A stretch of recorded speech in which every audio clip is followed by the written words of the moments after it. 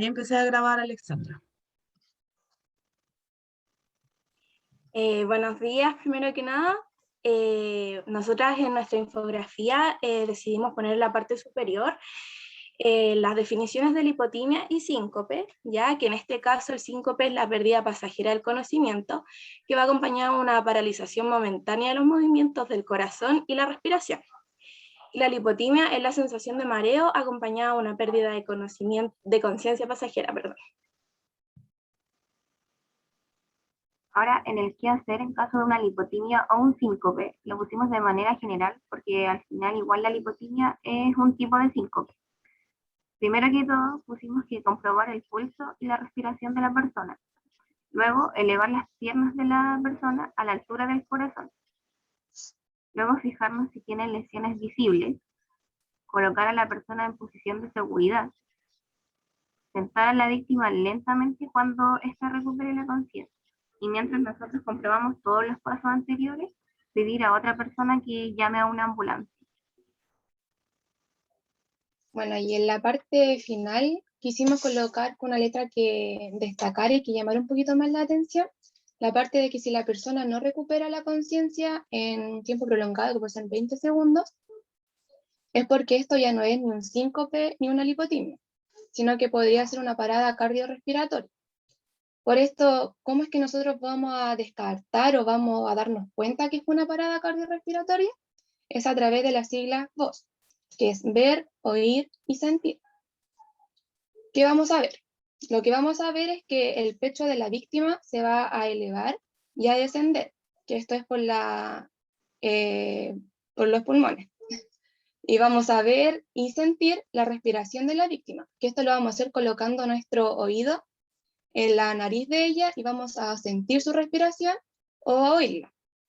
Y si vemos que la víctima no se le eleva, que no tiene pulso, no se le eleva el pecho, no podemos sentir su respiración, lo que tenemos que hacer es comenzar con las maniobras de RCP. Y en la parte, ya para terminar, en la parte inferior de nuestra infografía colocamos los integrantes, la asignatura y eso. Gracias, Camila. A ver, achique un poquito la infografía para verla completa. Yo creo que está bien, pero la única consideración que quiero que lo arreglen es que donde dice si la persona no recupera la conciencia en un par de segundos, pongan evaluar voz, ¿cierto? De ver, oír, sentir, y según respuesta o algo así, porque si esto lo ve y no sé, lo imprimimos y lo lee cualquier persona que no entienda, no sé si va a quedar tan claro la parte de ver, oír y sentir. ¿Ya? Agregarle como algo más y me reenvían de nuevo la infografía, chicas. No sé si se entiende, Okay. ¿cierto? Si la persona no recupera conciencia, evaluar voz, si no, si está negativo, no sé, comenzar maniobras de RCP. La única consideración, chiquilla. ¿Ya? Sí. Continúen nomás.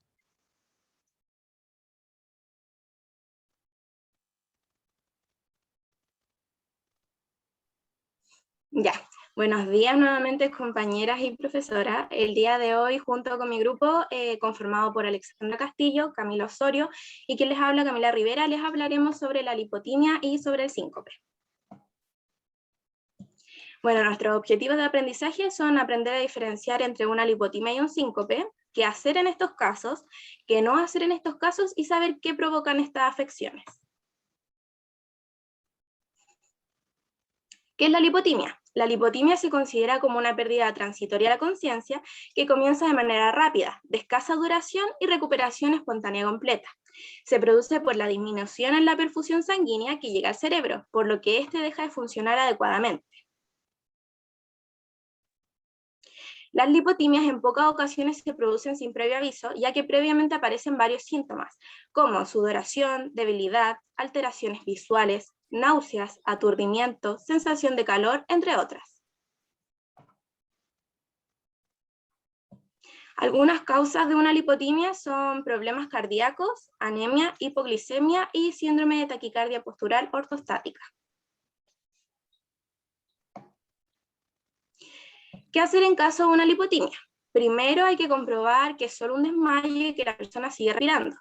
Luego colocar a la víctima en un sitio que tenga buena ventilación, aflojar la ropa de él para facilitar la respiración, indicar que respire profundamente tomando aire por la nariz y expulsándolo por la boca, pedirle a la persona que tosa varias veces. Este estímulo va a hacer que mejore el riego sanguíneo cerebral. Si está consciente, acostar al paciente boca arriba y levantar las piernas para facilitar el retorno de sangre al cerebro. Si está inconsciente pero se ha comprobado que él respira, hay que colocar a la persona de lado para que en caso de vómitos estos se expulsen hacia afuera. Y en casos de temperatura ambiental baja, evitar que la víctima se enfríe. Para esto, ponerle un chaleco o una manta por encima es suficiente. ¿Qué no hacer en caso de una lipotimia? Bueno, no hay que dar nada de comer ni beber hasta que la persona esté totalmente recuperada, y es muy importante no dejar nunca a la víctima sola.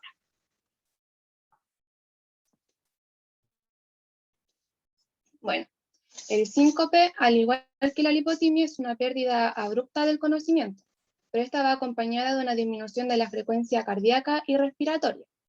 Tiene una recuperación espontánea que no suele durar más de 20 segundos, y la principal causa de un síncope es la falta de irrigación sanguínea hacia el cerebro. Sin embargo, esta no es la única, ya que puede ser producido por una hipoglucemia, una arritmia, por el consumo excesivo de alcohol, de alguna droga, de medicamentos que reduzcan la presión arterial, etc.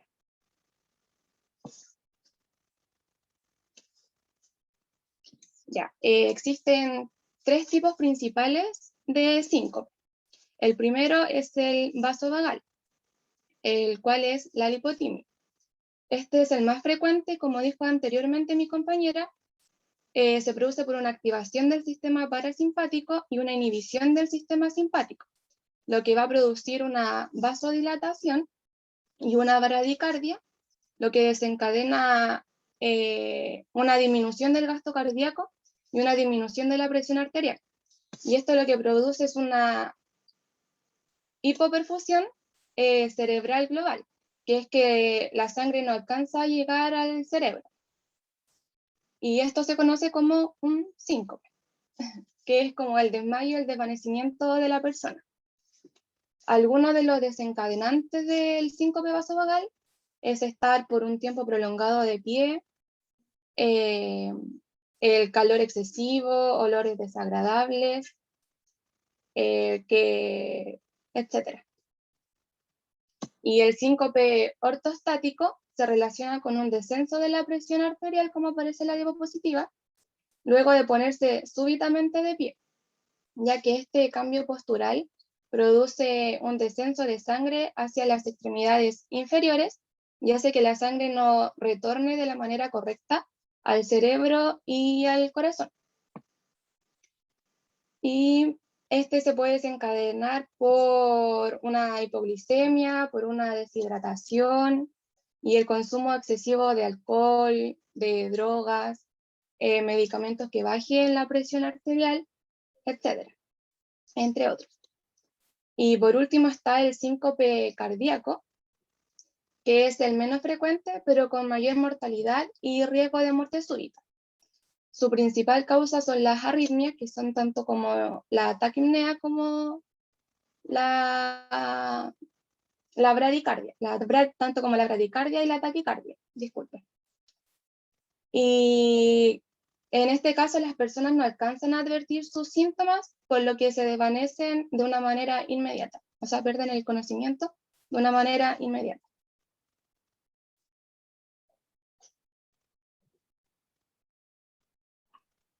Ya. Los síntomas que se suelen experimentar al sufrir un síncope puede ser de sensación de vacío en el estómago, sensación de calor en la cabeza, mareo o inestabilidad y sudoración fría.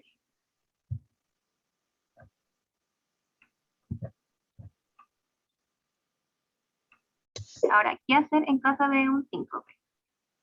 Ante una pérdida de conocimiento, lo primero que se debe hacer es tumbar a la persona que lo ha sufrido y comprobar si respira y si tiene pulso, ya que así podremos diferenciarlo si es una parada cardiorrespiratoria.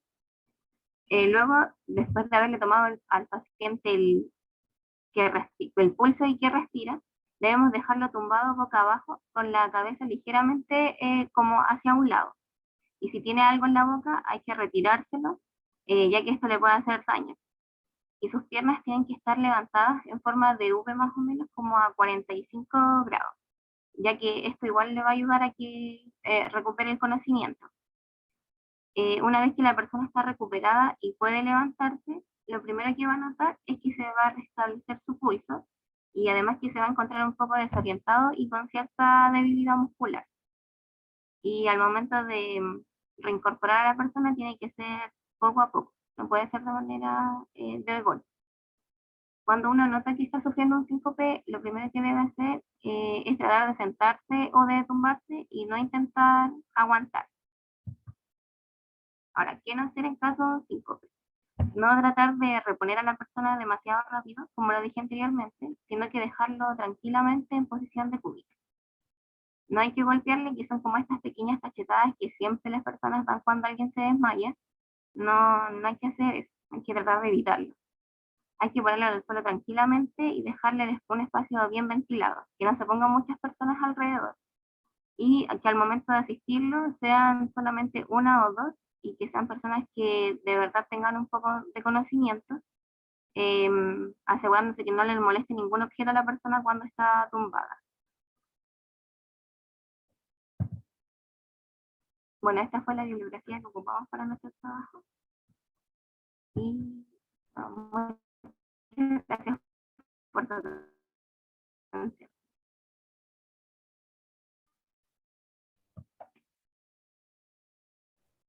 De Alexandra, muchas gracias. ¿Se pueden devolver un poco la presentación? Quiero hacerle una consulta, me parece, a Camila Osorio y al grupo. Devuélvanse un momento.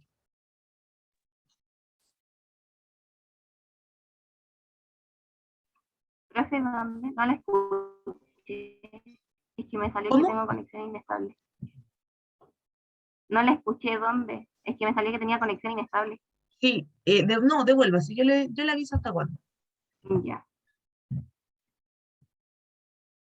Acá. No. A ver, me parece que no era la que le había nombrado, que es la que presentó Camila Osorio, me parece. Una más en esto.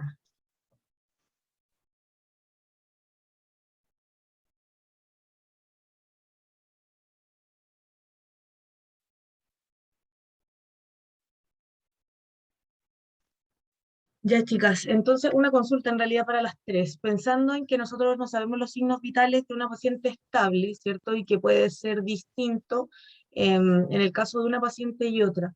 ¿Cómo uno podría relacionar el síncope de hipotensión ortostática si ustedes me dicen que se relaciona con un descenso de la presión arterial sistólica, más o menos, ¿cierto? En más de 20 milímetros de mercurio y la diastólica en más de 10 milímetros de mercurio? Pensando también en que si tenemos gestantes, es algo parecido a lo que tenemos que realizar dependiendo de la gestante. ¿Cómo uno qué, profe? ¿Cómo ustedes podrían saber que se trata de este síncope por hipotensión?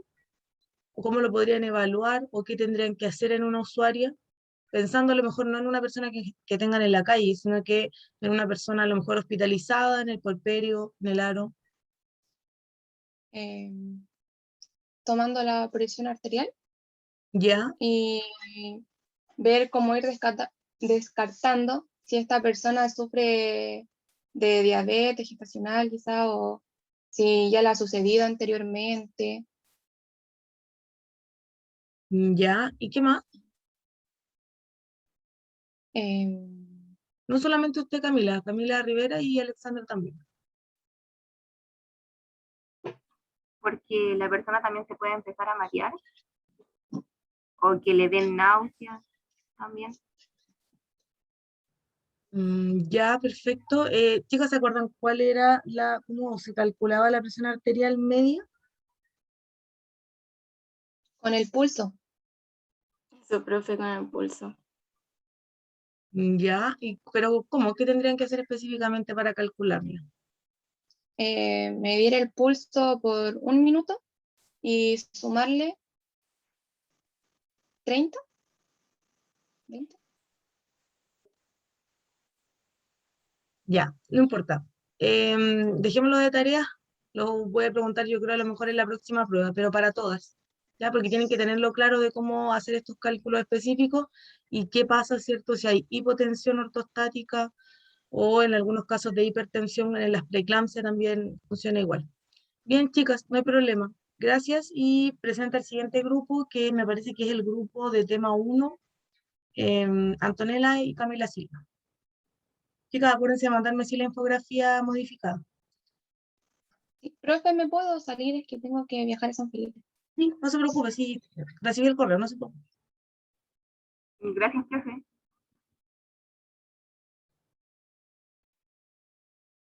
¿Quién habló, Alexandra? No le escuché. ¿O alguien dijo algo, chiquillas? No, profe, la Ale le dijo gracias, no. Ah, Gracias. ya, ya, muchas gracias. Ahí se ve. Sí, Ya. Buenos días, profesora Leslie, compañeras. Bueno, primero vamos a presentar nuestra infografía que es sobre el triage ginecobstétrico. ¿Qué es un triage ginecobstétrico? Consiste en una valoración médica de las pacientes obstétricas mediante la aplicación de un sistema de escalas que permite clasificarlas según su gravedad.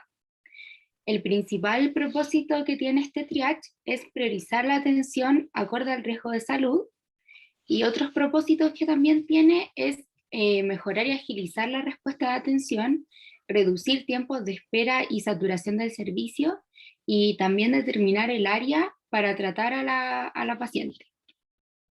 Bueno, en la evaluación de la paciente tenemos varias variables y según estas variables vamos a clasificar a cada una de ellas. En rojo, que es emergencia inmediata, que es que la paciente debe recibir atención inmediata. Amarillo se denomina urgencia clasificada y debe recibir la atención de entre 0 a 15 minutos. Y la verde es emergencia no clasificada, que se debe recibir la atención dentro de los 15 a 30 minutos. Bueno, tenemos, como decía, varias variables. Primero están las de observación, en donde vamos a ver el estado de conciencia, si este está alterado, si la paciente está consciente, si hay alguna hemorragia visible, si es abundante, moderada o poca, si está presente alguna crisis convulsiva, la respiración si está alterada o normal, y la coloración de la piel, si está azulada, pálida o normal. Luego tenemos variables de interrogación, como el sangrado vaginal, si está transvaginal, si es abundante o si está ausente, si hay cefalea, si se presenta dolor en el abdomen, si hay movimientos fetales o salida de líquido amniótico. Y por último, los signos vitales, si hay hipertensión o hipotensión, cómo está la frecuencia cardíaca y respiratoria, y la temperatura. Y según estas variables, como decía anteriormente, las vamos a clasificar en algunas de las 3 categorías para recibir la atención. ya, perfecto, Antonella. Si quiere, achica Ah, la infografía para que la vea completa. mucho. Ya, perfecto, está bien. La única consideración que yo creo que a lo mejor no lo van a tocar, ustedes van a volver a revisar estos temas de triage, ya porque están recién viendo los temas patológicos.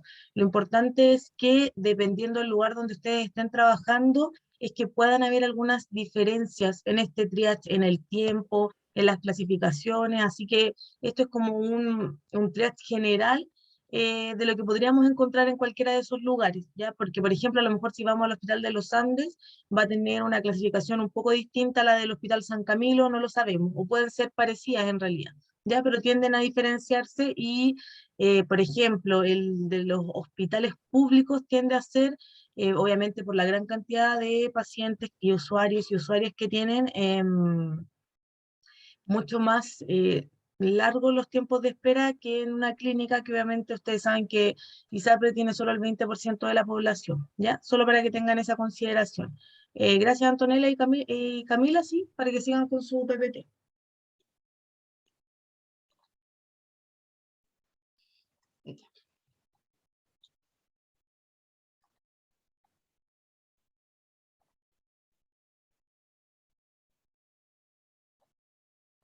Bueno, nosotras hoy con mi compañera Camila vamos a presentar conceptos básicos y algunas habilidades del auxiliador con respecto a los primeros auxilios. Primero, la definición. Los primeros auxilios son un conjunto de acciones y técnicas de emergencia que se realizan en el lugar de un accidente, las cuales permiten la atención inmediata de la persona involucrada en este accidente. Estas acciones son llevadas a cabo por personas comunes, es decir, no técnicos de la salud, y se realizan con material improvisado, permitiendo que la víctima se mantenga estable hasta la llegada de la atención médica profesional.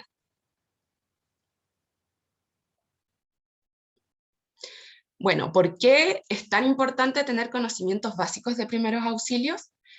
Tener estos conocimientos básicos es muy importante para saber qué medidas nosotros vamos a tomar ante una situación de emergencia. Estas medidas van a variar dependiendo a las necesidades de la víctima, a la gravedad del accidente y también a los conocimientos que presentemos como auxiliadores a la hora de prestar la ayuda. Los minutos posteriores del accidente son cruciales para salvar la vida y prevenir o detener los daños del accidentado. Según el Manual de Primeros Auxilios de la Universidad Católica, el 57% de las muertes por accidentes de tránsito se producen en los instantes siguientes a la colisión, de las cuales el 85 más o menos por ciento son causadas por la obstrucción de la vía respiratoria y por hemorragias. Es por esto que es muy importante tener estos conocimientos básicos, como decía anteriormente, de primeros auxilios, ya que técnicas sencillas van a poder, si tenemos los conocimientos necesarios, prevenir alguno de estos fallecimientos.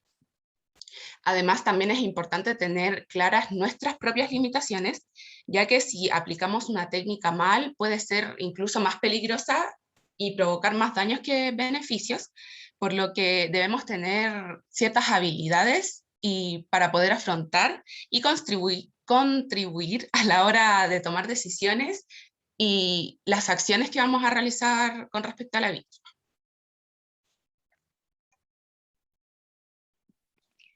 Bueno, el objetivo de los primeros auxilios, el objetivo principal es proporcionar cuidados inmediatos para conservar la vida del accidentado hasta que pueda recibir una atención médica adecuada.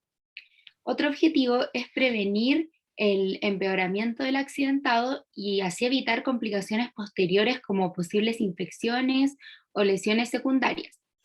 Y por último, obtener ayuda médica lo antes posible, verificando el traslado adecuado del afectado a un centro asistencial. ¿Qué habilidades debe tener un auxiliador? El auxiliador debe siempre mantener la calma, estar tranquilo y actuar con rapidez.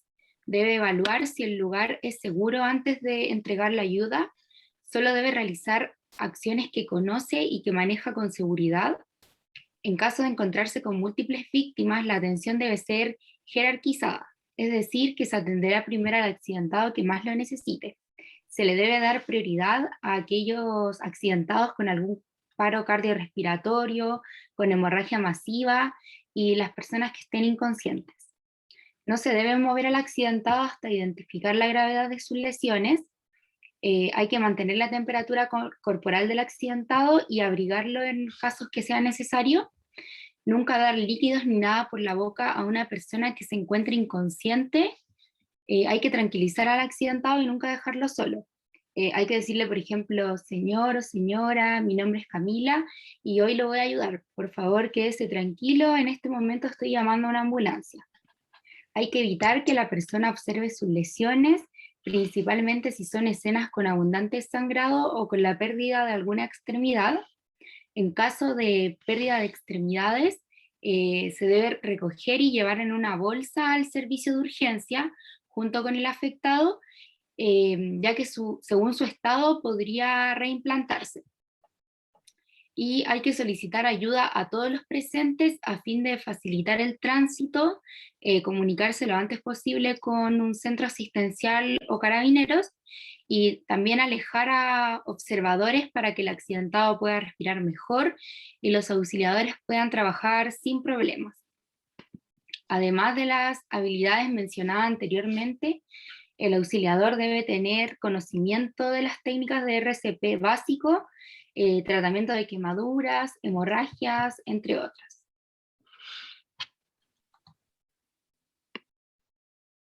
Bueno, cuando nos enfrentemos a un accidente, vamos a seguir una cronología general de primeros auxilios. Primero vamos a tener la aproximación al sitio del accidente, en donde vamos a detectar los peligros en el ambiente y evaluar el entorno. Si hay situaciones peligrosas, muros inestables, derrames de combustibles cercanos a fuentes de calor, oxígeno, vehículos inestables, cables eléctricos, personas agresivas, etc. Luego de la aproximación al accidente, vamos a brindar cuidados básicos en donde debemos conservar la tranquilidad para actuar con serenidad y rapidez, ya que esto va a dar confianza a la víctima y va a contribuir a la correcta ejecución de las técnicas y los procedimientos necesarios que se necesitarán para los primeros auxilios. Y luego tenemos la evaluación inicial, que esta consiste en una evaluación primaria, en donde vamos a atender las lesiones de manera continuada y rápida en el siguiente orden. Vamos a recordar las siglas ABC. La sigla A, o sea, la letra A, significa en inglés airway. Entonces vamos a recordar que debemos despejar la vía aérea e inmovilizar la columna cervical. La B es de breathing, donde vamos a ayudar a la respiración si la víctima no lo puede hacer por sí sola, procurando aportarle aire de la mejor calidad posible, es decir, realizar respiración boca a boca.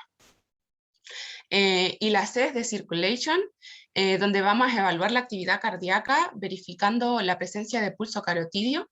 Además, vamos a observar sangramientos, hemorragias y si se presentan signos de shock, como piel fría, pálida, pulso acelerado, respiración rápida, náuseas o vómitos.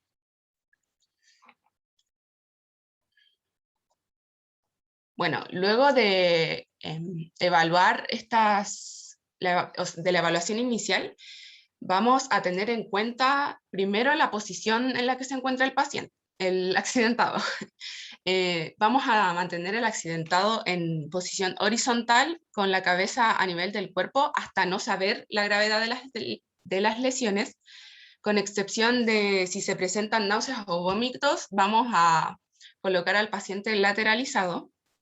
En un trauma torácico vamos a posicionar a la víctima en semisentado.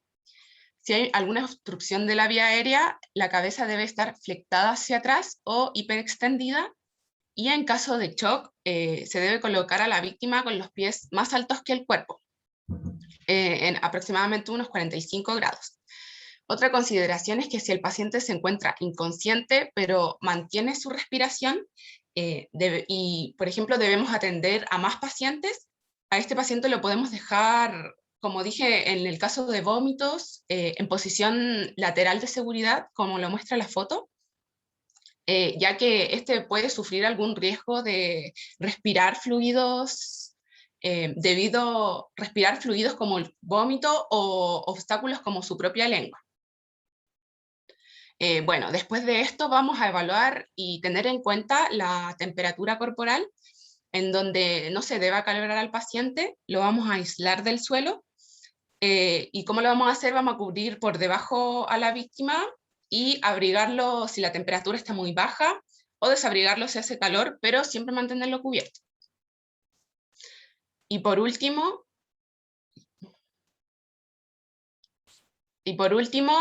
vamos a evaluar los signos vitales. Nosotros comúnmente en los servicios de atención vamos a evaluar, por ejemplo, temperatura, frecuencia cardíaca, respiratoria, presión arterial, etc. Pero para evaluar todos estos parámetros vamos a necesitar instrumentos específicos. Si nos ponemos en una situación de un accidente, no vamos a tener estos instrumentos, por lo que en primeros auxilios nos vamos a enfocar principalmente en la frecuencia cardíaca, la respiratoria y en evaluar el estado de conciencia del paciente, que esto lo podemos realizar sin ningún instrumento específico. Bueno, la frecuencia cardíaca, el pulso normal varía a diferentes factores, siendo el más importante la edad. En lactantes va de 130 a 140 pulsaciones por minuto, en niños de 80 a 100, en adultos de 72 a 80 y en ancianos de 60 a menos. Y la frecuencia respiratoria en niños de meses va de 30 a 40 respiraciones por minuto, hasta 6 años, niños de hasta 6 años, de 26 a 30, en adultos de 16 a 20 y en mayores de tercera edad, menos de 16 respiraciones por minuto.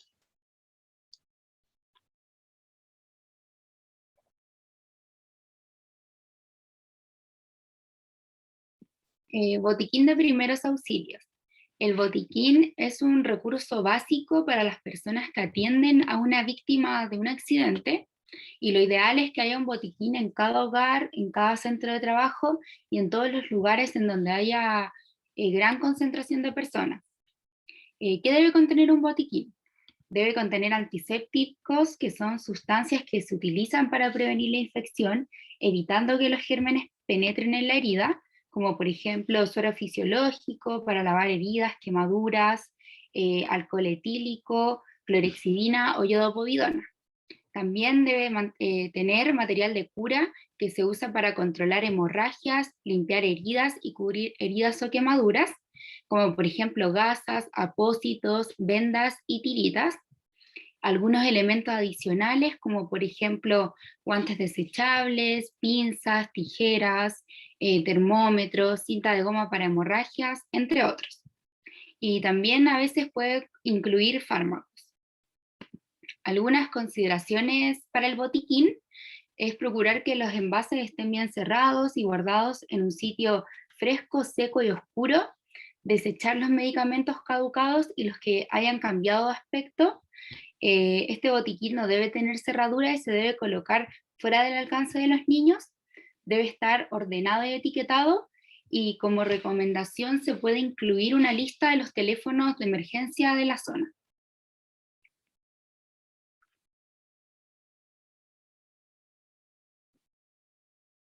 Bueno, en nuestra vida diaria, ya sea en el ámbito laboral, escolar, nos enfrentaremos a situaciones de emergencia o accidentes en los que se requieren acciones rápidas y eficaces. Saber cómo ayudar a una persona es muy importante en estas situaciones de emergencia, sobre todo para prevenir graves secuelas, desenlaces fatales o incluso para mejorar una posterior recuperación de la persona. A veces los primeros auxilios pueden disminuir la gravedad de una emergencia en un momento y lugar determinado.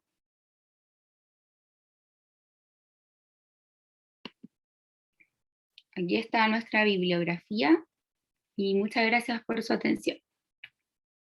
Ya, chicas, muchas gracias. Yo no tengo preguntas, no sé si alguna de las compañeras tiene alguna duda o consulta. No, profe. Ya, perfecto, chicas. Entonces, todo ok. Bien la presentación y continuamos con el siguiente grupo. Gracias, Antonella y Camila. Vamos con Nidia y Catalina profe. Flores.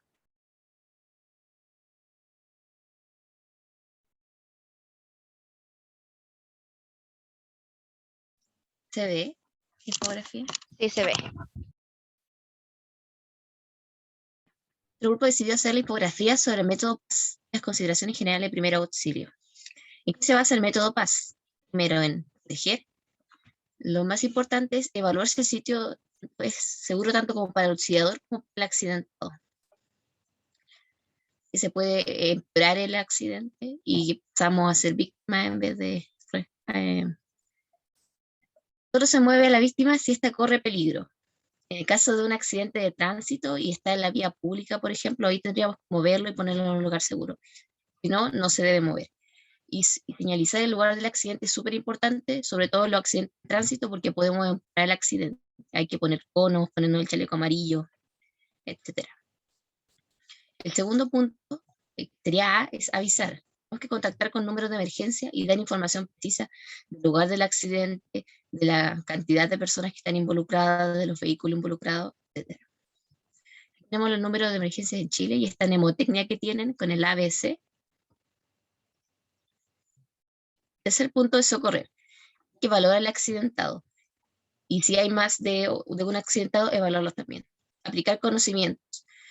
Solo tenemos que aplicar las técnicas que nosotros conocemos, porque podemos empeorar las heridas del accidentado si no las aplicamos correctamente.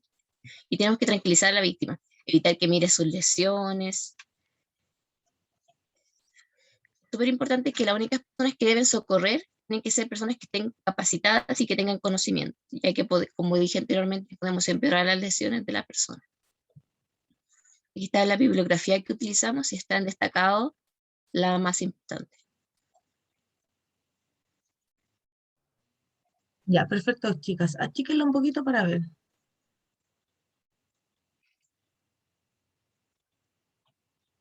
Ya. Bien, chicas, continúen con su PPT o su presentación.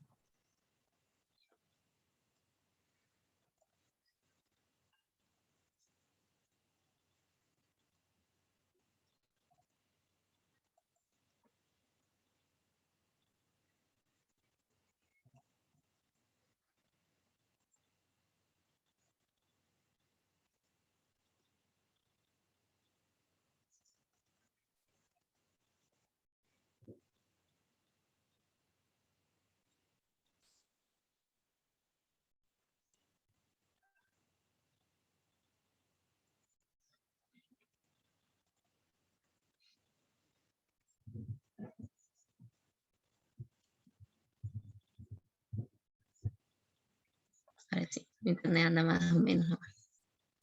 Ya voy a comenzar. Buenos días, profesora, y buenos días, compañeras. Nosotras vamos a hablarles ahora de las consideraciones generales de los primeros auxilios y les vamos a hablar sobre el triage también. Las integrantes son Caterina Flores y yo, Nivia Cartagena. Ahora sí. Dale. Bueno, para empezar, vamos a hablar sobre el método PAS, que es el que vimos en la infografía. Bueno, este método es para saber cómo y cuándo se debe actuar en caso de alguna emergencia. Estas siglas, como sale ahí, y como dijimos en la infografía, es proteger, avisar y socorrer, que es lo que se debe hacer en un mismo orden la persona que está auxiliando. Para empezar, proteger, debemos evaluar primero si el sitio del suceso es seguro tanto para el auxiliador como para la víctima. Nosotros como auxiliadores no debemos socorrer a la víctima en un lugar inseguro o de alto riesgo para nosotros, para que no seamos nosotros una nueva víctima y agravemos el accidente.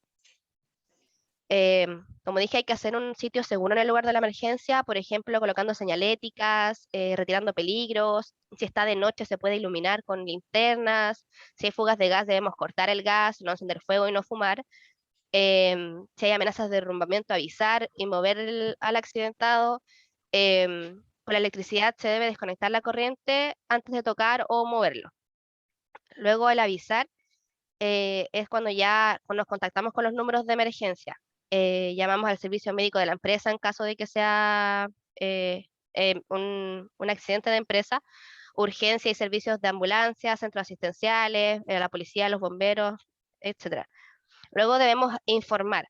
Informar debe ser preciso. El lugar exacto, tipo de accidente, si hay una caída, si hay choque, si hay personas atrapadas, número de heridos y situación. Si están inconscientes, si están conscientes, qué tipo de lesiones o si hay algún agravante en la escena como un contaminante. Y nosotros siempre debemos también identificarnos con el personal en la llamada y que no se nos olvide colgar la llamada. Luego con el socorrer, que es la S, nosotros debemos aplicar los conocimientos mientras llega el personal sanitario cualificado. Debemos actuar rápido, pero con calma. Y debemos evaluar siempre al herido. Debemos ver si está respirando, si responde, tiene pulso, si está sangrando, si tiene una fractura, si está con quemaduras, y observar en general para evaluar sus daños. Debemos evitar que se agraven las lesiones realizando maniobras sencillas. No debemos mover a nuestro accidentado sin antes preocuparnos de las lesiones que se tenga. Tampoco debemos dar agua ni algún tipo de líquido al usuario porque podemos provocar aspiraciones por el caso del accidente que haya creado vías no naturales. Hay que tener cuidado con eso. Tenemos que decidir qué ayuda vamos a brindar Y también como salía en la infografía, nosotros es importante señalar que únicamente deben socorrer las personas preparadas para hacerlo, o que tengan un conocimiento, estén levemente preparadas. Ahora vamos a pasar al ejemplo, en un accidente donde colisionan dos autos en carretera. Lo primero que debemos hacer es colocarnos el chaleco amarillo, colocar conos o señaléticas que indiquen a los autos que vienen atrás con velocidad, que las disminuyan porque algo está pasando adelante, para que esto pueda ser evidente. Lo segundo ya es avisar a bomberos, policías, a la ambulancia, para que y debemos informar todo lo que se pueda en el tiempo corto para luego ir a socorrer. Y por último nos acercamos ya a la víctima o a los accidentados y realizando todo lo que dije en la etapa de socorrer, viendo si está consciente, si está inconsciente, si tiene fractura, heridas, etc. Bueno, ahora vamos a continuar con las consideraciones generales. Estas van del 1 al 10, pero no son necesariamente el orden en que se deban hacer. ¿Ya? El punto 1 es actuar con calma y actuar rápido.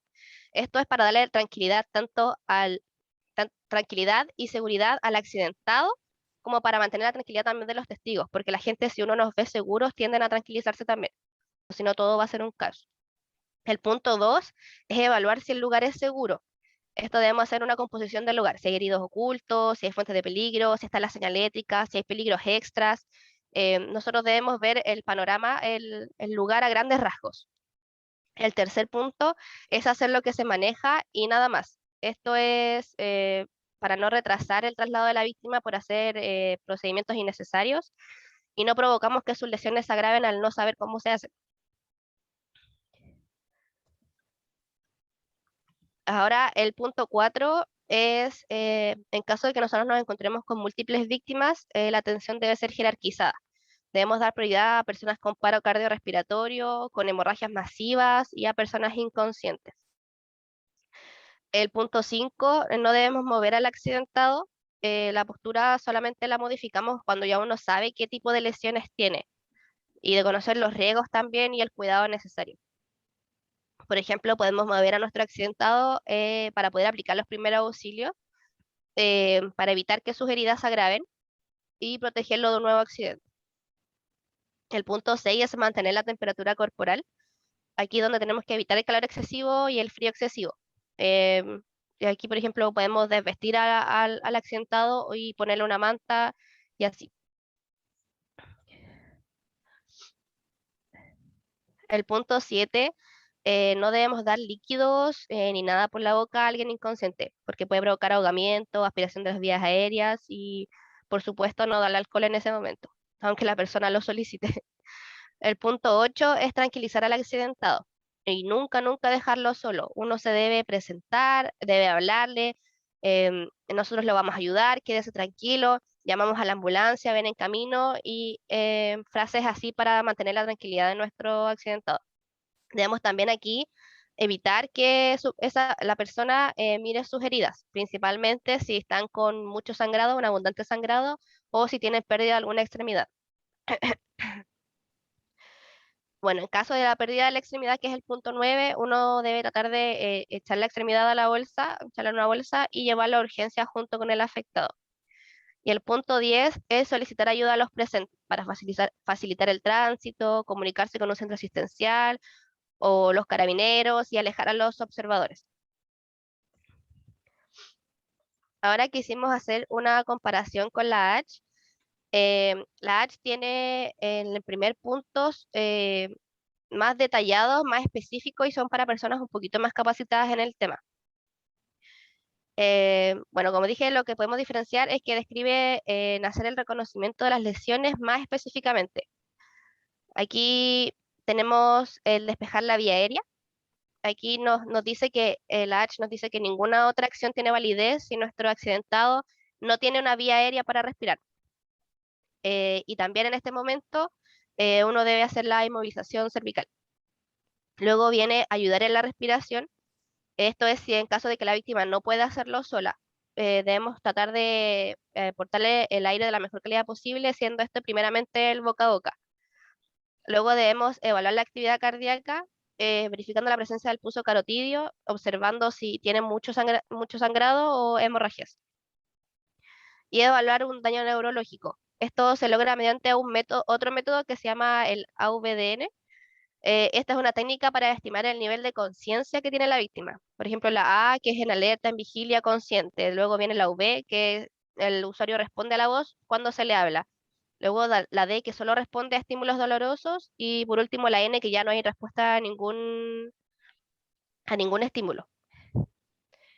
Luego también tenemos incluido el mantener al accidentado en posición horizontal. Esto no lo habíamos visto en las consideraciones anteriores. Esto debemos mantener la cabeza a nivel del cuerpo hasta no saber la gravedad de las lesiones, excepto en caso de que haya náuseas o vómitos, que ahí se debe lateralizar la cabeza. Y los cuidados básicos que siguen son similares a los que nombré anteriormente, que es mantener la temperatura. Aquí la H agrega que tenemos que aislarlo del suelo, cubrirlo por abajo y abrigarlo si la temperatura está baja y desabrigarlo si hace calor. Luego viene guardar la calma, actuar con actitud tranquila para dominar la situación, llamar a la ambulancia o pedir ayuda, no dar líquidos de ningún tipo, mantener a los curiosos lejos del accidentado, porque así evitamos también que le lleguen los comentarios al accidentado, opiniones y que tenga una ventilación suficiente. Luego impedir que el accidentado vea sus propias lesiones, porque esto agravaría su estado general. Y por último es mantener al accidentado confortable física y emocionalmente, de modo para que conserve la calma y confíe en lo que nosotros estamos haciendo. Ya, ahora vamos a seguir con el triage. El término triage proviene de una palabra francesa que se define como escoger, separar o clasificar. El triage es un sistema de selección y clasificación de los usuarios en los servicios de urgencia.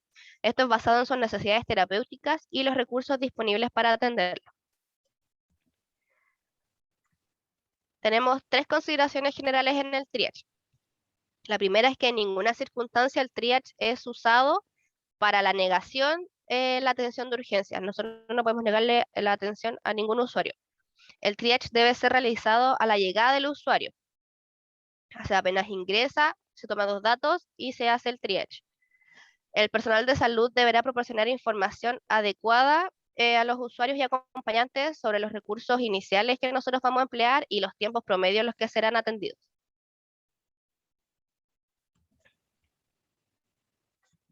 La escala de EVA. La escala visual analógica del dolor o EVA permite medir la intensidad de dolor que describe el o la usuario con la máxima reductibilidad entre los observadores. Esta escala de EVA es súper importante para la categorización que vamos a ver un poco más adelante, y además es una tabla de uso sencillo, que podemos aplicarlo en cualquier situación de salud independiente del tamaño del centro asistencial. Es útil para todo tipo de dolores, ya que se trata de una percepción personal del usuario. Puede aplicarse en diferentes edades, ya que es fácil entenderlo según los colores y los números para los niños y para los adultos. Y también tenemos que es fácil de comprender, que independiente de la situación socioeconómica de la persona, puede entenderlo de todo modo. Tenemos una línea de 10 centímetros que se separa a la izquierda por la ausencia de dolor o el mínimo de dolor, y el 10 que sería el máximo. Aquí yo quiero hacer una salvedad porque aquí clasifican de leve del 0 al 2. La información que nosotros tenemos de los manuales de la H y de primer auxilio de la Universidad Católica era que el dolor leve se clasificaba de 1 a 3, la moderada 4 a 7 y la intensa mayor o igual a 8. Categoría 1. Estos son los pacientes que requieren reanimación y o estabilización inmediata. Por lo general ingresan al lugar en ambulancia, que debería considerarse que son pacientes con riesgo vital.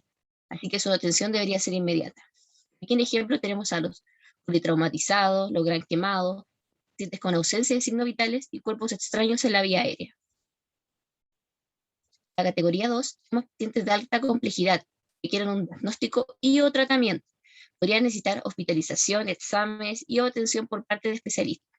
Aquí tenemos mellitus descompensado, crisis asmática, presión arterial alterada, que sería una sistólica mayor a 130 milímetros de mercurio, o una diastólica menor a 80 milímetros de mercurio. Paciente con insuficiencia respiratoria, sería una saturación de oxígeno menor a 84%, Y hay que tener en cuenta de que en la categoría 2 no se debería superar los 30 minutos de tiempo de espera. La categoría 3 tenemos pacientes de complejidad media, que requieren acciones diagnóstico-terapéuticas, indican un periodo breve de observación, su alta posterior. Aquí tenemos pacientes que necesitan exámenes, atención de especialista, entre otros, o una técnica de enfermería. Aquí tenemos accidentes escolares, intoxicación y accidente laboral. Hay que hacer la salvedad de estos tres que son sin riesgo vital. Tenemos diarreas con deshidratación, entre otros. La categoría 4, tenemos pacientes sin urgencia real, en cuyo caso el tiempo de asistencia depende de la demanda existente de pacientes en categoría 1, 2, 3 y 4. Hay que hacer la salvedad de que los pacientes en categoría 4 podrían solucionar su problema en la salud primaria, pero de todos modos nunca se le puede negar la atención. Aquí tenemos, por ejemplo, la disuria sin fiebre, un rash alérgico de características localizadas, opciones de dedo y dorsalgias y lumbalgias menor a EVA 5. En la categoría 5 tenemos pacientes que solo requieren atención médica para el diagnóstico y resolución de su patología. Tenemos estados gripales, amigdalitis, laringitis de grado 1, que se caracteriza solamente por la disfonía, un poco de sonidos respiratorios, y la disfonía se aumenta con gritar, con llorar, etc. Y tenemos cuadros de angustia o crisis de pánico. Aquí tenemos unos ejemplos de cómo se puede observar la categorización o triage en el hospital de Quilpué. Esto siempre se encuentra en las salas de espera de todos los centros asistenciales. Como pueden observar aquí, tenemos que se mantienen los códigos de colores, del azul al menos grave, a rojo el más grave, y eso es súper fácil de comprender y de explicar, gracias a los códigos de colores. La recategorización. La recategorización se produce cuando se ha excedido el tiempo de espera, el tiempo que ya está establecido según la categoría, lo cual sería en categoría 1, atención inmediata, en la categoría 2, no mayor a 30 minutos, en la categoría 3 no tienes que superar la hora y media, y en la categoría 4 no puedes superar las 3 horas, y en la categoría 5 está sometido a la disponibilidad de atención y de voz. Y esta alarma de recategorización está dada automáticamente por los sistemas de urgencia.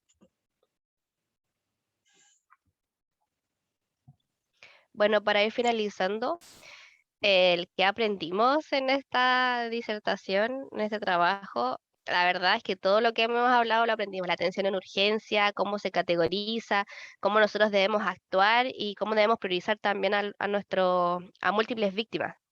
Las consideraciones generales, que igual teníamos un poco de conocimiento, pero no las sabíamos en su totalidad, sobre el triage y la escala de EVA que nos sirvió. Nos llamó la atención. Nos llamó mucho la atención que la mayoría de la bibliografía que nosotros teníamos con respecto a las consideraciones generales era súper similar, y que venía de la H y nos daba mucha confianza, que era una fuente de información confiable y que estaba disponible en muchos lugares. Nos llamó la atención también cómo funciona la categorización, cómo se establece las prioridades en la atención de urgencia. Por ejemplo, teníamos anteriormente las crisis de angustia, que se encontraban en la categoría 5, siendo que los momentos más cruciales y más graves de una crisis de angustia son los primeros 30 minutos. Tenemos la escala de EVA, lo cual nos llama mucho la atención porque es un elemento simple, aplicable en cualquier lugar. Cualquier persona podría descargarlo, imprimirlo y mostrárselo a una persona, así que es un elemento súper importante cuando no se tienen muchos recursos y se quiere mejorar la evaluación del dolor del usuario. También nos llamó la atención el protocolo versus criterio, ya que muchas veces en la atención de urgencia, sobre todo con las experiencias personales que hemos tenido, no se nos ha atendido, por así decirlo, en los tiempos que se debería, teniendo en cuenta la gravedad, por ejemplo, un caso de hemorragia activa, como me ha pasado a mí, o con el hermano de la Nibia, también me contó una experiencia similar, pero es saber qué tan importante es el criterio de cada personal de salud por sobre el protocolo, y qué tan peso hace eso en la atención de urgencia. También nos llamó la atención la poca información que hay sobre el triage como tal. Por eso quisimos hacer la salvedad de poner, significaba triage, porque es lo mismo que categorización, por así decirlo, que se habla de clasificar, de ordenar. Entonces, entender que eso es ordenar, entendemos lo que es la categorización, aunque no encontramos información del triage explícitamente. Tenemos toda la bibliografía que utilizamos para este trabajo. Y gracias a todos por su atención. Ya, chicas, muchas gracias por su presentación, muy buena y claro, en realidad esta parte, ¿cierto? Con el grupo anterior, era como la parte introductoria de los primeros auxilios, ¿ya? Y en realidad es bastante importante porque les va a servir en la vida, se van a topar quizás con muchas y distintas situaciones, entonces siempre hay que tener en mente el tema de que me tengo que cuidar yo primero como auxiliador. Por ejemplo, si yo veo un accidente de tránsito en una carretera, acá, no sé, la autopista central en Santiago, es poco probable que me pueda bajar. Sí voy a llamar probablemente a la ambulancia, al SAMU y darle información, decir que soy profesional de la salud o que soy estudiante de la salud, ¿cierto? Porque probablemente uno pueda tener una mejor visión, pero no bajarme, porque existe una alta posibilidad de que yo pueda sufrir también un accidente. ¿Ya? Bien eso, y claro, comparto absolutamente el tema de la categorización.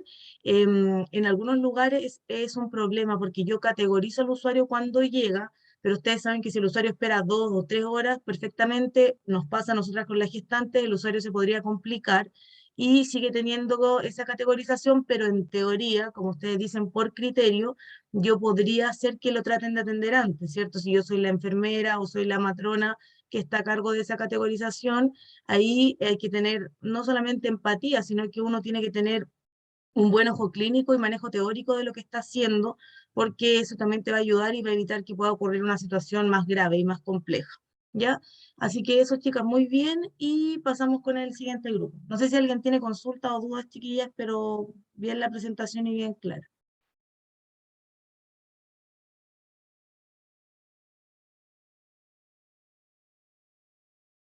El siguiente grupo es Catalina, Trinidad y es, no, me equivoqué, Anaís y Mayra. Ellas, Anaís y Mayra, heridas.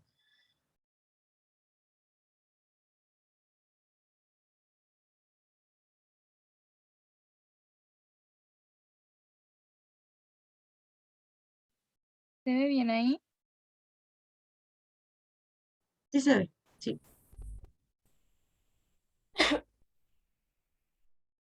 ¿Comienzo nomás, profe? Inicia la más Mayra. Ya, buenos días, profesora y compañeras. Ahora les vamos a mostrar nuestra infografía de las heridas y los primeros auxilios para esta.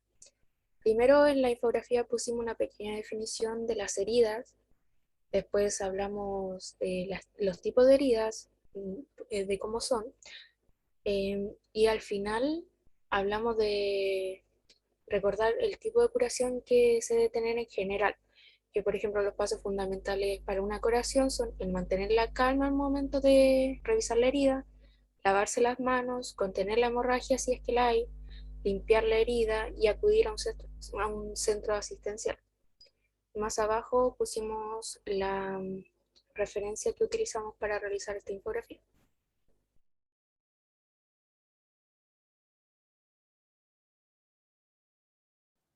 Ya, chicas.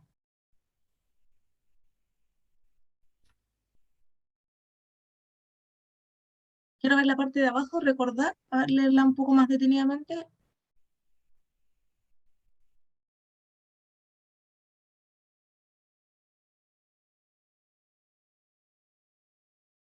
Ya, perfecto. Bien, Mayra. Continúen nomás con la presentación.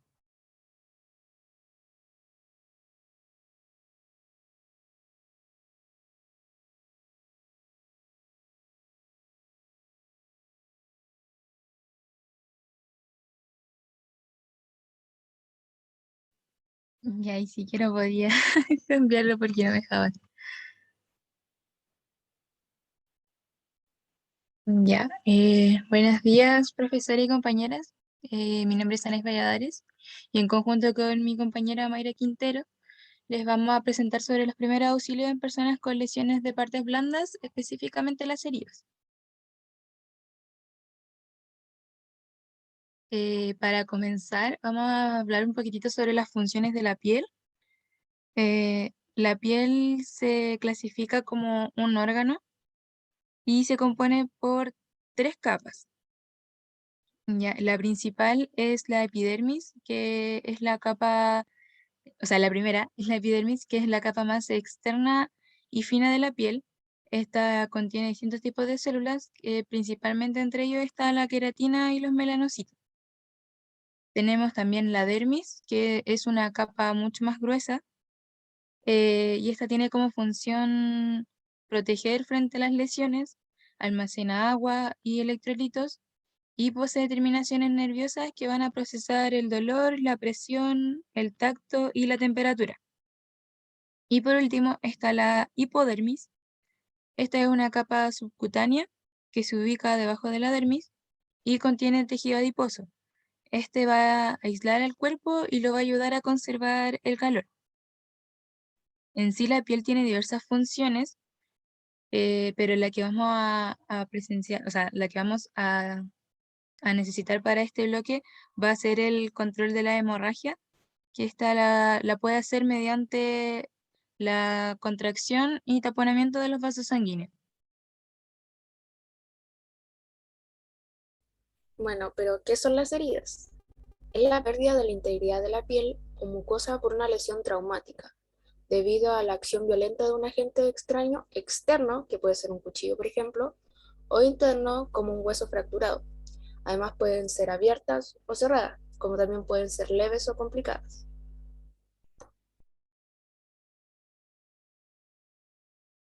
En esta ocasión clasificamos las heridas en 6. Las primeras son las heridas abrasivas. Estas corresponden a erosiones o rasmilladuras. Son superficiales, tienden a ser irregulares y de una extensión variable. También son dolorosas y producen ardor. Ocurren generalmente en el codo, en la rodilla, en el talón de la mano, aquí cerca de la muñeca, y se infectan fácilmente ya que tienen un contacto directo con la tierra y los microorganismos que están en ella, como o sea, las principales microorganismos son las esporas del tétano. También tenemos las heridas cortantes o incisivas. Estas son producidas por elementos con filo, como por ejemplo un cuchillo, un vidrio, una tijera, etc. Tienen bordes lisos y la extensión varía según el elemento que causa la lesión y el tipo de accidente. La hemorragia en sí es variable y va a depender de la profundidad de la incisión, si es que puede lesionar vasos sanguíneos, nervios, incluso hasta los tendones. Eso es lo que va a determinar la gravedad en sí de esta herida. En este caso, el riesgo de infección igual es menor, ya que los objetos que causan esta herida generalmente son objetos limpios, excepto en los casos que estén contaminados con tierra, como por ejemplo si fuera una lata. Ay, avancé antes. Y están las heridas punzantes, que estas son producidas por elementos con punta, como por ejemplo los clavos, astillas, alambres, o incluso alguna mordedura de animal. Em, la extensión en sí es reducida y es difícil determinar la profundidad de estas. Y el sangrado por lo general es escaso y no tienen un alto riesgo de infección, especialmente, o sea, tienen un alto riesgo de infección en caso de que los objetos estén oxidados o sucios. Por ejemplo, si el clavo, si se hiere con un clavo y este está oxidado, el riesgo de infección es mucho más alto.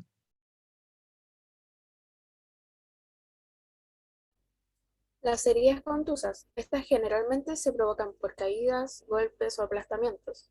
Son producidas por objetos romos, lo que quiere decir que no tienen punta, ya sea piedras o palos, por ejemplo.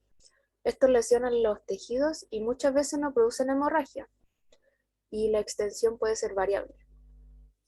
Las heridas penetrantes son causadas por armas de fuego o armas blancas. Tienen un pequeño orificio de entrada con un sangrado externo escaso a moderado. Pueden alcanzar varios centímetros de profundidad. Por esto puede comprometer los órganos internos, provocando así un shock y hemorragias masivas. También están las mordeduras de animales, que sus bordes generalmente suelen ser irregulares. Puede existir desgarro o pérdida del tejido. Además tiene un alto riesgo de infección ya que la herida es una herida sucia y con saliva. Y también es muy importante evaluar si la herida fue causada por un accidente o por una conducta agresiva del animal. Y además saber si el animal tiene su vacuna al día.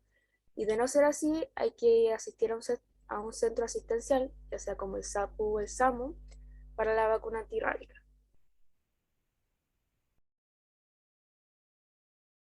Bueno, ¿cómo vamos a evaluar estas heridas? Para esto es importante considerar 5 puntos. El primero es la extensión y la profundidad, ya que mientras más tejido abarque, hay más posibilidad de lesionar algún órgano interno, algún tendón o algún vaso sanguíneo. Y recordar que la hemorragia puede ser o no visible. También están si es que hay cuerpos extraños. En este caso, es difícil determinar qué estructuras han sido dañadas en la lesión y se recomienda no sacar los objetos, sino que inmovilizarlos y trasladar a un centro asistencial más cercano. También considerar si es una lesión por aplastamiento, ya que en estos casos es posible que algunos órganos se vayan a dañar al punto de poder perder quizás su funcionalidad en el peor de los casos. También hay que considerar si la herida está infectada. Para esto, la multiplicación de los microorganismos va a impedir el paso de la cicatrización y también puede afectar a los órganos vecinos. En sí, las heridas se ven infectadas alrededor de las 72 horas posterior a la lesión y se puede observar, por ejemplo, una secreción purulenta, alguna inflamación, enrojecimiento, dolor, y en algunos casos puede haber un mal olor. En este momento igual es fundamental una curación diaria, ya que si no podría empeorar el cuadro infeccioso y evolucionar. Y por último, debemos considerar el tipo de persona, si es que la herida está en algún anciano, en algún bebé, si son personas diabéticas o enfermas, ya que, por ejemplo, en el caso de las personas diabéticas hay una menor capacidad de cicatrización y en el caso de los ancianos y los bebés tenemos sistemas desgastados o inmaduros y un sistema inmunológico un poco más deficiente. Además, también es importante saber la localización, si es que la herida fue en el rostro o en el resto del cuerpo. Y por lo general, si la lesión fue en algunos orificios naturales, se puede producir daño a los sentidos o la funcionalidad.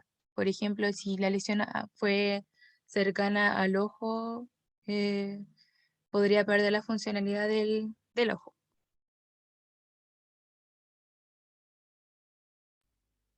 Los factores que intervienen en la evolución de las heridas, por ejemplo la desnutrición u obesidad.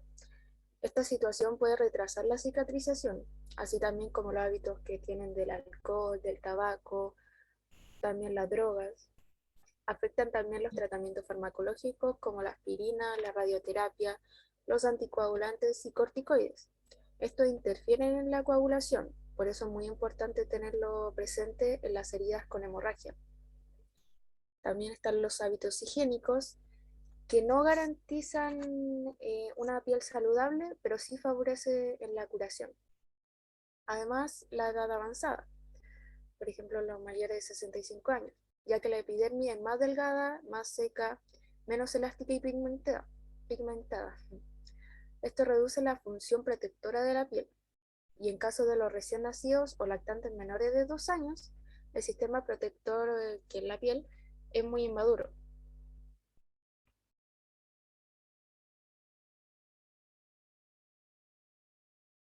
Bueno, pasando un poco a las curaciones, tenemos que considerar 3 pasos fundamentales, que son lavarse las manos, contener la hemorragia, si es que la hay, y limpiar la herida. La contención de la hemorragia se puede hacer con algún paño limpio o alguna ropa que haya estado previamente planchada. Y las heridas se limpian solo con agua de la llave y se deben secar con un paño limpio.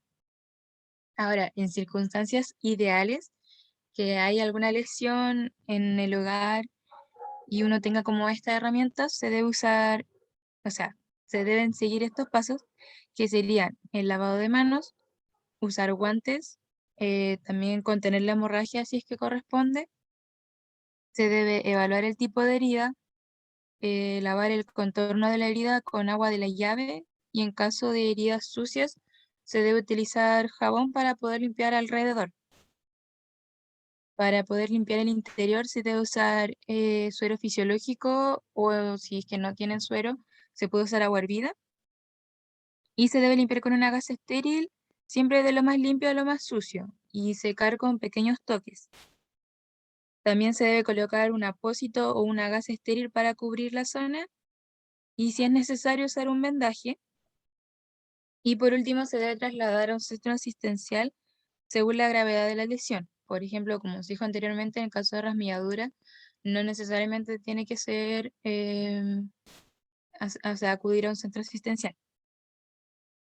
También recordar que nunca se debe usar en una herida productos como la povidona yodada, la clorexidina, agua oxigenada, ácido acético o cremas, ya que estos productos son químicos y tóxicos para el nuevo tejido y van a retrasar la cicatrización. Además, también no se recomienda mucho usar algodón, ya que este suelta como pelucita y estas se van a pegar en el interior de la herida y podrían favorecer las infecciones.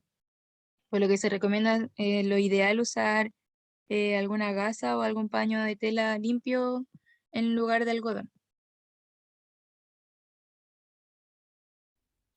Ahora las consideraciones con el tipo de herida que tenemos que tener. Por ejemplo, con las heridas abrasivas hay que tranquilizar al afectado, el que tiene la herida, realizar la curación debida por el tipo de herida abrasiva y no necesita ir a un servicio de urgencias. Y el principal objetivo aquí es prevenir una infección. Para las heridas cortantes o incisivas, es importante detener la hemorragia mediante presión moderada con un apósito o un paño limpio en el caso de que no tengan apósito. También hay que comprimir la herida por unos 5 minutos, después cubrir con un apósito y vendar. Hay que derivar a un servicio de urgencias y ahí se evaluará si se necesita la vacuna antitetánica.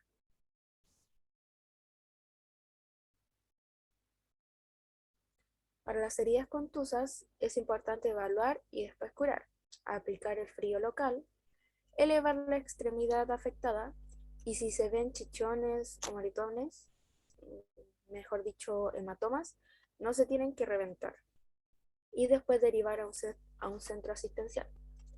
Para las heridas penetrantes, primero hay que llamar a una ambulancia, verificar si la persona está consciente, realizar RCP si corresponde, y si la persona está con signos de shock, que por ejemplo esté muy pálida o con la presión muy baja, hay que evitar que se enfríe si en el caso de que se esté enfriando, hay que abrigarlo con cualquier ropa, hay que recostarlos con las piernas en alto para favorecer el retorno venoso, y si el objeto está incrustado, no hay que removerlo, como dijo mi compañera anteriormente, sino que hay que inmovilizarlo hasta llevarlo a un centro asistencial. Y bueno, a modo de conclusión, cuando nosotros estamos en presencia de una herida, primero que todo debemos intentar reconocer qué tipo de herida es, ya que así vamos a poder saber cómo tratarla y qué curación deberíamos realizarla.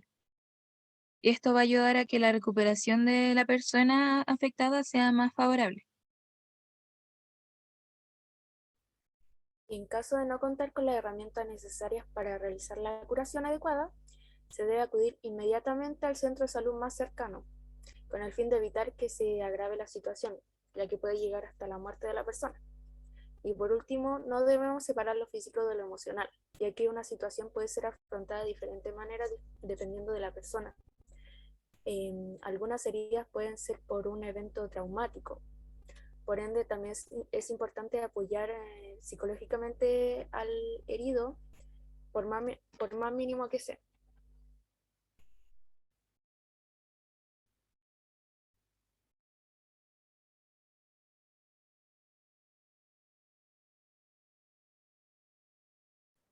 Ya, Mayra, Anaís, muchas gracias. Chicas, muy bien la presentación. La única consideración o duda que les iba a preguntar es si buscaron algo sobre la antitetánica.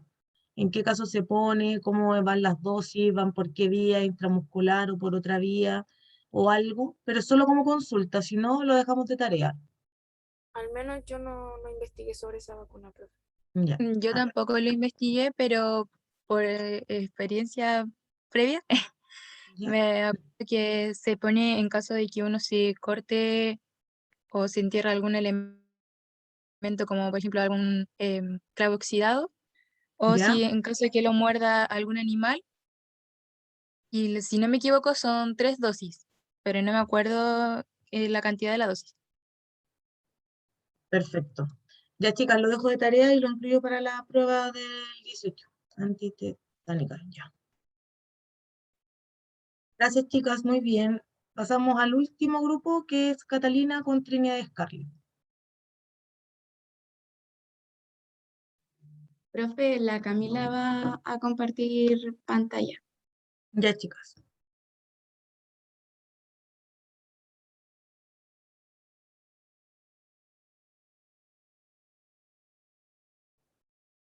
Acuérdense, chicas, de prender sus pantallas porque Anaís me mandó un mensaje que estaba con conexión inestable. No sé si alguien está con alguna dificultad porque no las veo, chiquillas. Ahí veo a la Trinidad y a la Catalina. Ya, perfecto.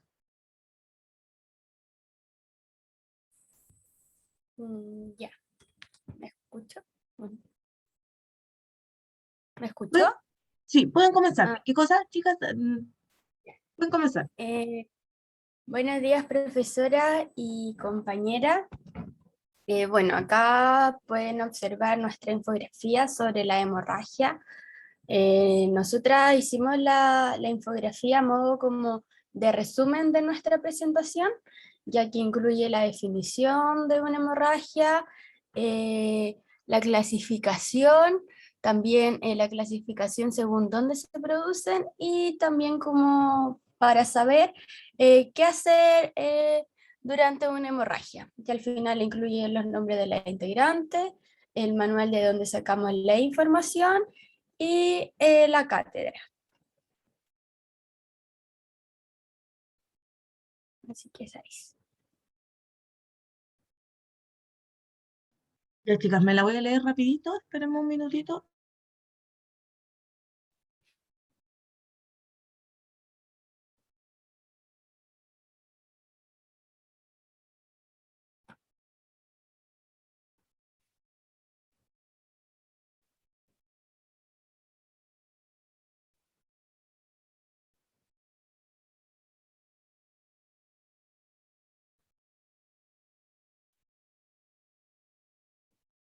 Perfecto, chicas, estamos ok. Comiencen nomás su presentación.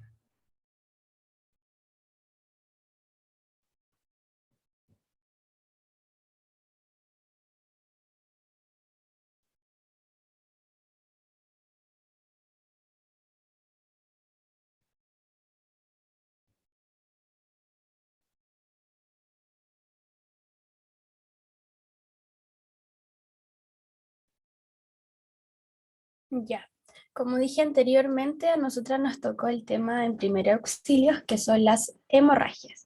Las integrantes son Trinidad Baquit, Scarlett Otárola y quien le habla, Catalina Villegas. La cátedra es Atención de Matronería 2, 2021, y la docente es Leslie Olivares. Ya, ¿qué son las hemorragias?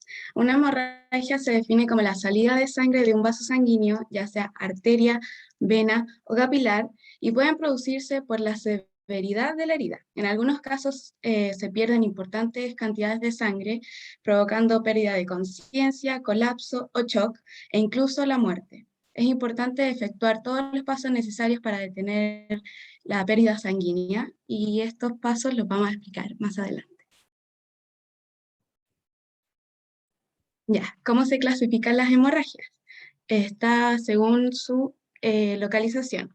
Pueden ser internas, las cuales que se producen al interior del organismo y se acumulan dentro de él.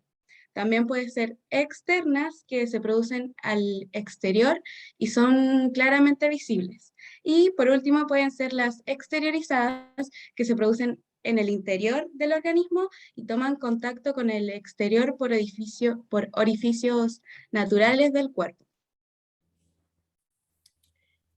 La otra clasificación es según dónde se producen. En estas encontramos la hemorragia venosa, arterial y capilar. En la venosa es un sangrado de forma continua y de un color rojo oscuro, mientras que la arterial sangra a borbotones, es decir, en mucha cantidad, y es de un color rojo más claro, como un rojo brillante. Y finalmente tenemos la capilar, que sangra de forma pareja y en pequeñas gotitas. Dentro de estas, la más grave es la arterial, ya que se produce una pérdida de grandes volúmenes de sangre, lo que afecta de manera significativa el transporte de oxígeno y nutrientes a todo el cuerpo. Y al existir este déficit de requerimientos, se puede producir lo que conocemos como shock. Entonces, ¿cuáles son los signos y síntomas? Bueno, estos dependen de la gravedad y del tipo de hemorragia producida, pero los más comunes son una alteración en el pulso que puede presentarse rápido, de más de 100 latidos por minuto, puede presentarse débil, con una dificultad de la palpación, o puede presentarse ausente. También está una respiración rápida, de más de 20 respiraciones por minuto, y superficial. También podemos observar una piel pálida, fría y sudorosa, unas pupilas dilatadas, una alteración en el nivel de conciencia, que esté semiconsciente o que no haya ninguna respuesta a estímulos. Puede que el individuo tenga sed debido a la pérdida de líquido en el organismo y puede tener náuseas y vómitos. Antes de revisar los primeros auxilios ante una hemorragia, es importante que sepamos que estos están destinados a detener el sangrado y prevenir el shock, además de trasladar rápidamente a un centro asistencial o dejarlo en la ambulancia para que éste lo lleve. Entonces, ¿cuáles son las acciones a realizar según el tipo y lugar de producción de la hemorragia?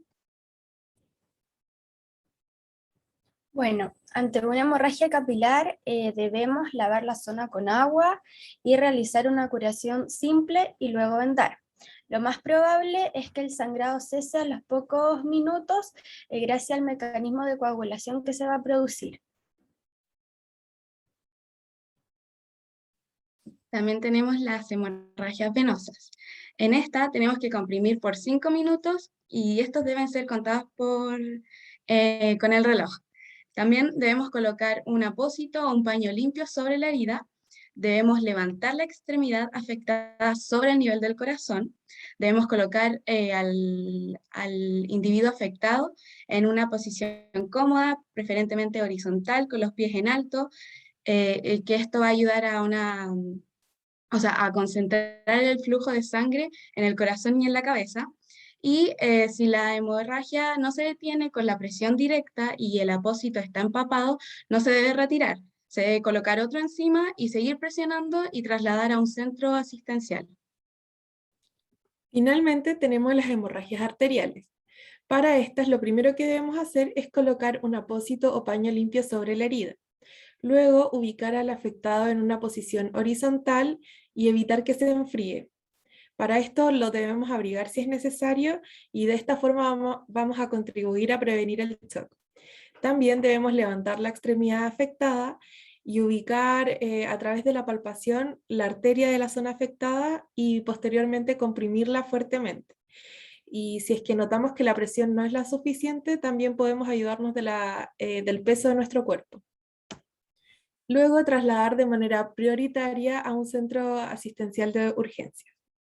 Un dato importante a tener en cuenta es que el uso del frío ayuda, ya que produce una vasoconstricción de los vasos sanguíneos, pero lo debemos usar únicamente en la zona de la hemorragia y una vez que ésta esté controlada.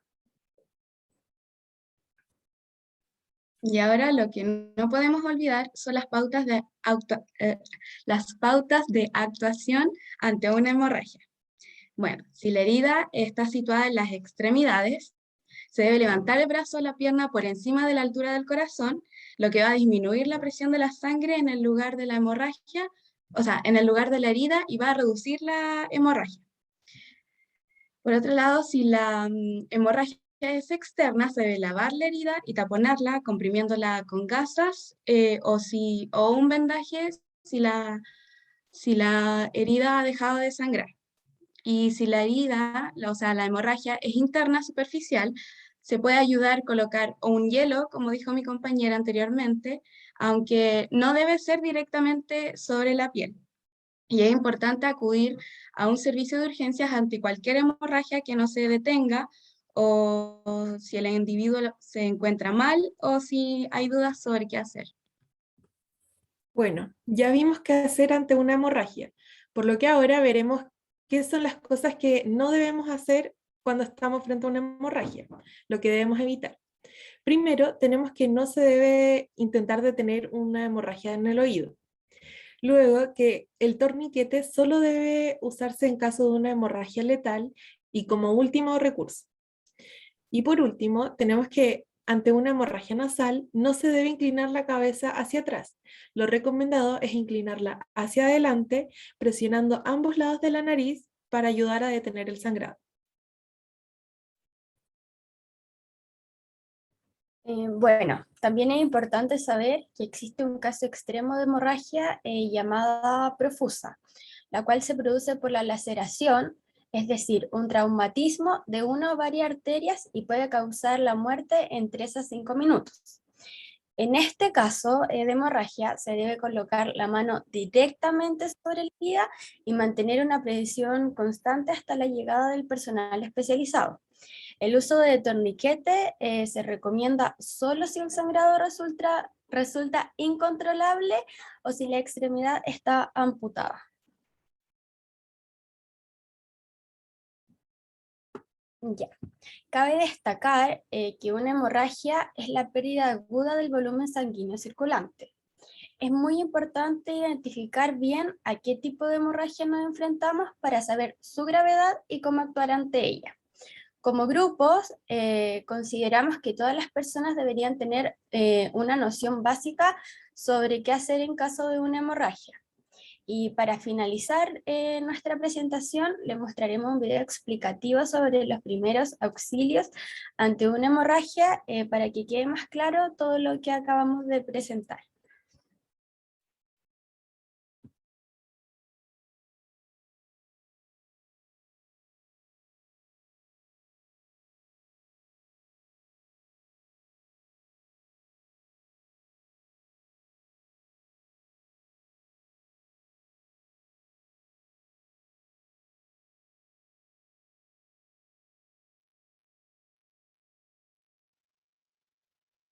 Solo los grandes vasos sangrantes, especialmente arterias, necesitan intervención externa para detener el flujo de sangre. Dentro de los métodos físicos, el más usado es la compresión digital directa con apósitos o compresas. Consiste en presionar sobre la herida hasta que cese el sangramiento o hasta ser atendido en un centro asistencial.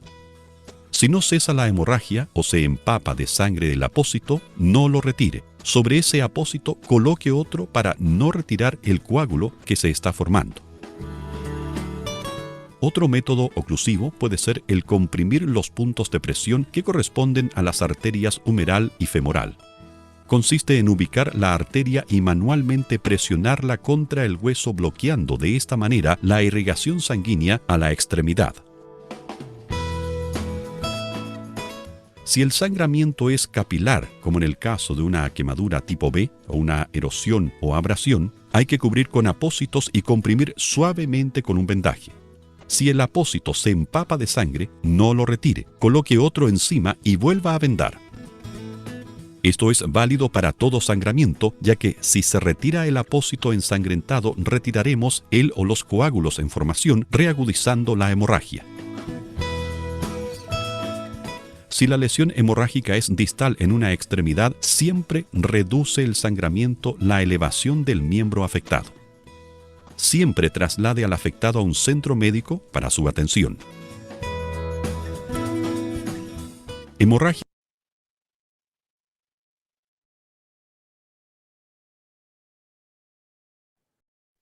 Ya, chicas. Bueno, ese sería y muchas gracias por su atención. Ya, muy bien Trinidad, muy bien Scarlett, muy bien Catalina. La felicito bien, creo que la presentación muy clara. Bueno, claramente esto está relacionado con el tema de las heridas, ¿cierto? Y varias partes específicas de los primeros auxilios. Por lo tanto, creo que lo dije el seminario anterior, atentas con el tema del torniquete, era algo que se usaba frecuentemente antes, es algo que va en desuso, por lo que yo les decía a Trinidad y Scarlett y a Catalina también, que en realidad tenemos servicios de asistencia médica mucho más rápidos, por lo tanto no tenemos dificultades que si alguien en teoría tiene un accidente de tránsito, tiene una hemorragia difusa y de las principales arterias, ¿cierto? Rápidamente va a poder ingresar a pabellón y se va a contener. Distinto es, yo también le comentaba, si yo estoy en un cerro, si estoy escalando, si estoy haciendo otra actividad, probablemente sí lo voy a utilizar. El tema es lo que yo les decía, yo tengo que estar mirando siempre la extremidad porque puedo provocar necrosis, por lo tanto tengo que estar atenta que a pesar de que estoy conteniendo la hemorragia, en algún momento debo soltar, no sé, cada 30 minutos, cada 15 minutos, va a depender eso del tiempo, no se especifica en ninguna parte porque va a depender del criterio clínico y de lo que uno vea en su usuario o usuaria, ¿ya? Así que bien, chicas, me mandan el video, porque revisé que tengo el correo de ustedes, pero no está el video, chiquillas. En ese mismo correo me lo copian, ¿ya? El video que Ya, profe, presentaron. pero lo que pasa es que igual lo pusimos desde la mitad del video en adelante, porque antes hablaba ¿Ya? de otra cosa. Ya, Entonces no le hay ponemos problema. de qué Ustedes me ponen minuto. los minutos desde donde sirve, ¿ya? Para que Ya. estemos ok. Chicas, yo no tengo más dudas ni consultas. No sé si alguien más tiene alguna consideración, duda, consulta con respecto a los seminarios, chicas, o con alguna consulta a Trinidad Scarlett o a Catalina de su presentación. Nada, ya, voy a dejar de grabar entonces.